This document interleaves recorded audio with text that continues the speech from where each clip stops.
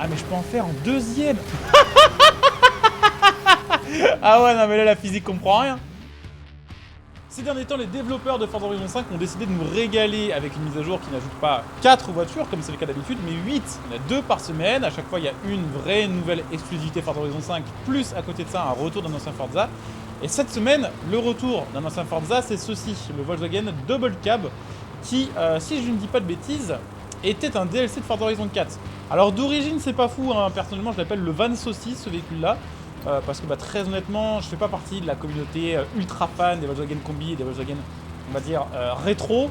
Mais, ce véhicule-là, on va pouvoir l'améliorer fort sur le jeu et on va pouvoir en faire quelque chose de très cool que vous avez vu sur la miniature de cette vidéo et que je vous garde pour la fin de cette vidéo. Ce sera un réglage, on va dire, un peu spécial qui nous permettra de faire un peu les coups.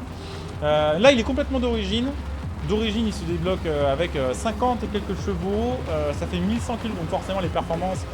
Je sais pas si on peut vraiment parler de performance en fait, mais les données techniques sont les suivantes.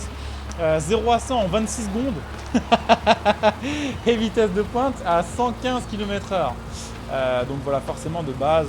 D'ailleurs, c'est un des pires véhicules du jeu, on est en catégorie D, 100, c'est très bas. La bonne nouvelle, c'est qu'évidemment sur Forza, on peut faire des améliorations complètement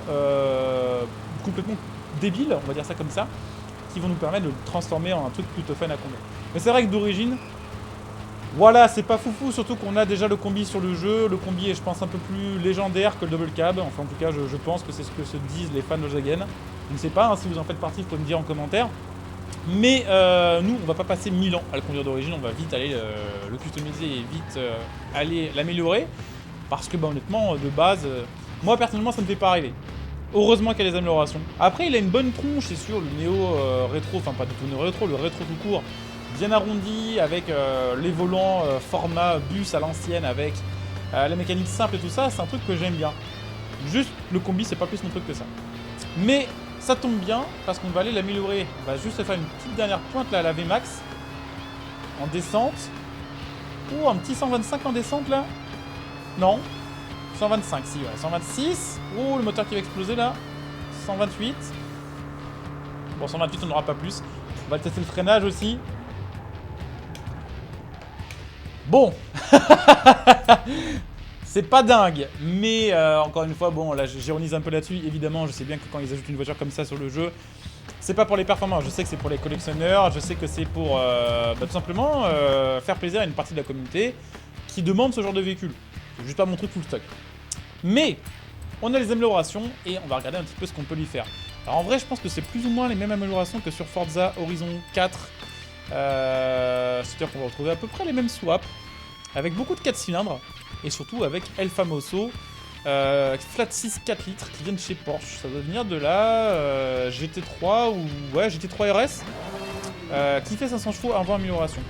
On va le tester avec ça, de toute façon c'est aussi le but de cette vidéo pour pouvoir faire des réglages vraiment très cons.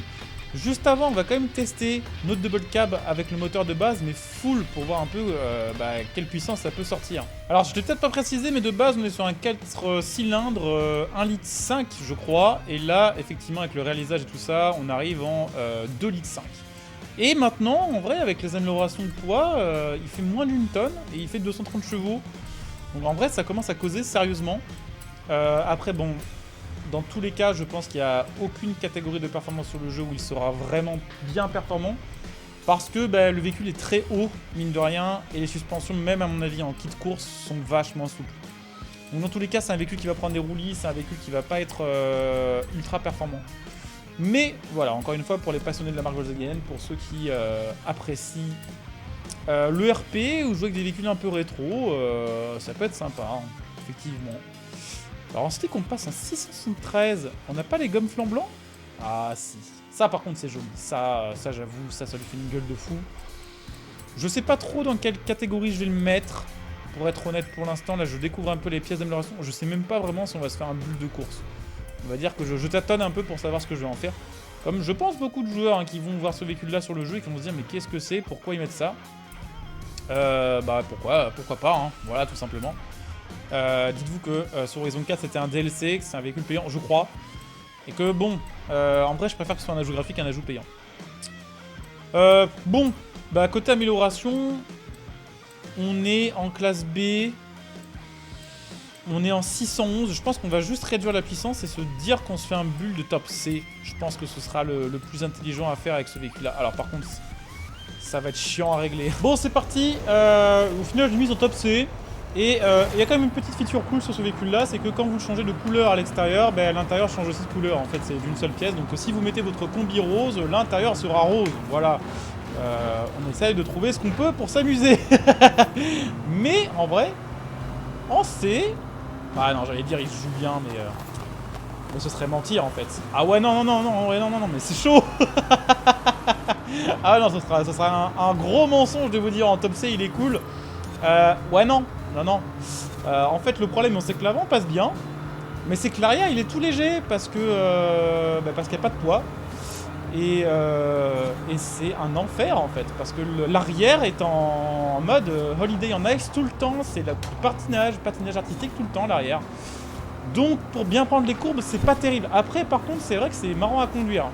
Juste, du coup en course, si l'objectif c'est d'être rapide, le combi il est pas rapide en fait. Il est pas rapide, il est pas efficace, il est ni rapide ni furieux. Mais en vrai on remonte petit à petit. On remonte quand même. En fait, l'avantage, c'est que vu que tout le poids est à l'avant, si l'avant arrive à garder sa ligne, ensuite il suffit de mettre pied au plancher, l'accélérateur. Ça glisse un peu l'arrière, mais tant pis. Voilà, par contre, c'est vrai qu'en ligne droite, on s'est marave. Hein. On s'est massacré en ligne droite. Pourtant, on a 200 chevaux pour 900 kg. Normalement, ça va. Mais on se fait laminer quand même. Donc ouais, comme je disais il y a 2 minutes, dans cette vidéo, ce véhicule n'est pas fait pour faire des épreuves et même avec les améliorations, je pense qu'il n'y a à peu près aucune catégorie dans laquelle ce véhicule est intéressant à jouer, en tout cas en course. Mais il est marrant. Bon, maintenant, trêve de plaisanterie, on va le tester avec le swap. Alors pour l'instant, on va essayer de faire un réglage classique pour voir si, on sait jamais, ça pouvait le rendre un peu plus fun à conduire. Enfin pas plus fun, mais performant. On va voir jusqu'où peut aller la connerie en fait en termes d'indice performance, c'est surtout ça qui m'intéresse. Et la connerie va quand même presque jusqu'en S2, voire même peut-être en S2, parce que j'ai pas remis la boîte course avec les 4 roues motrices.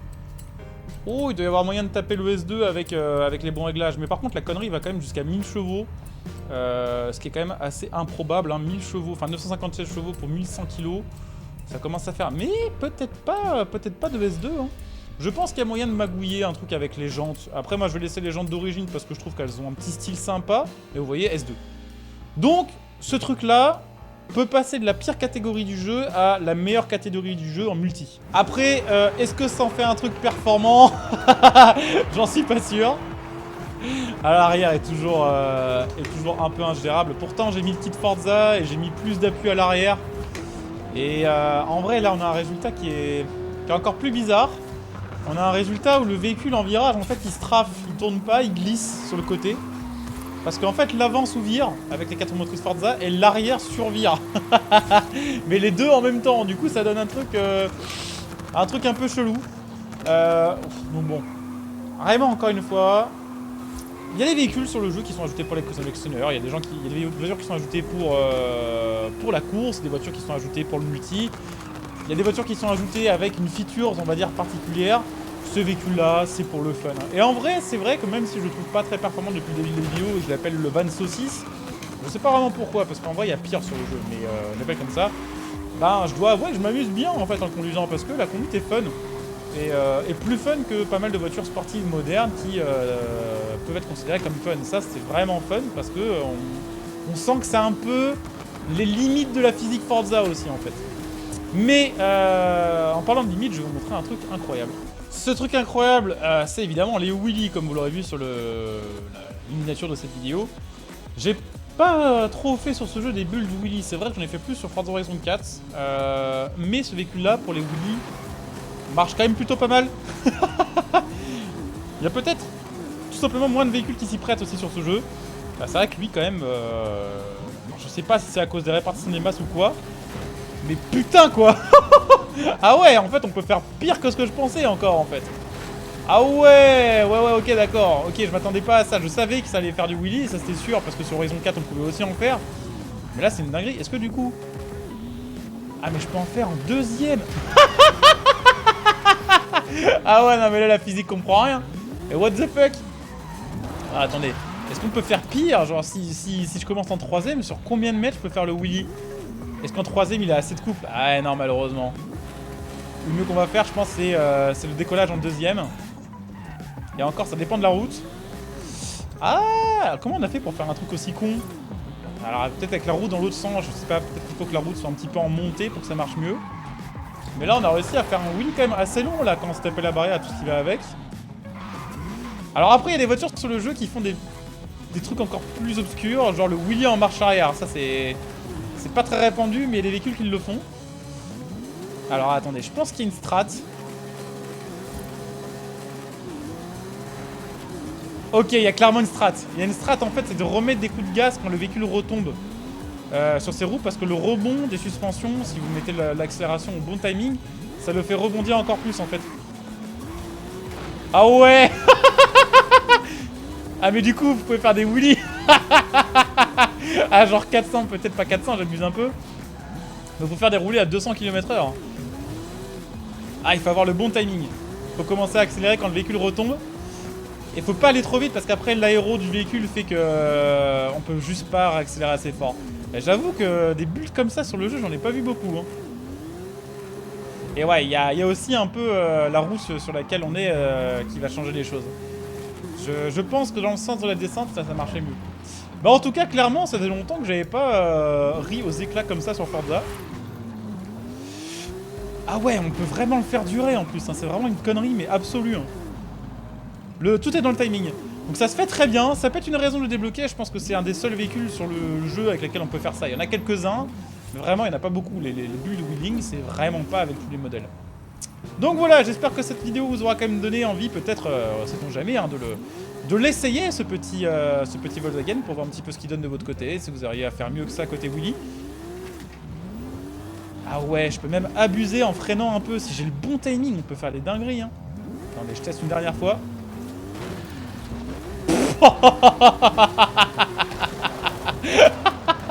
Ah ouais, la physique elle est en PLS, c'est épique. Ah c'est trop bien. Bon ouais, en tout cas j'espère que cette vidéo vous aura fait marrer, qu'elle vous aura donné envie de jouer ce véhicule quand on est sur le jeu. Si c'est le cas, comme d'hab, n'hésitez pas à laisser un like, à vous abonner, à venir me follow sur Twitch pour les prochains lives. La chaîne Twitch est comme d'hab sous cette vidéo en description, en top commentaire, donc n'hésitez pas à jeter un petit coup d'œil. Vous pouvez bien sûr aussi primer sur la chaîne Twitch si vous voulez donner un coup de pouce. Bah pensez-y, vraiment, ça aide la chaîne gratuitement et vous avez plein de petits bonus. Et puis n'hésitez pas aussi bien sûr à utiliser mon lien Instant Gaming que vous trouvez dans cette vidéo. Là aussi ça aide la chaîne, ça ne vous coûte rien. Et puis ça vous fait faire des économies sur l'achat de vidéos.